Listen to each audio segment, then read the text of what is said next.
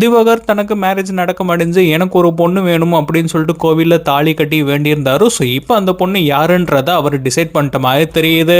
அந்த பொண்ணு வேற யாருமே இல்ல, பூர்ணிமா தான். ஸோ பூர்ணிமாவை தான் ட்ரை பண்ணிட்டு இருக்காரு. பூர்ணிமா நேற்று ரீசெண்டா அவங்களோட சோசியல் மீடியால ஒரு ரீல் போட்டிருந்தாங்க. ஸோ அந்த ரீலை பார்த்த திவாகர் வந்து பார்த்தோன்னா இந்த மாதிரி கமெண்ட் பண்ணி வச்சிருக்காரு.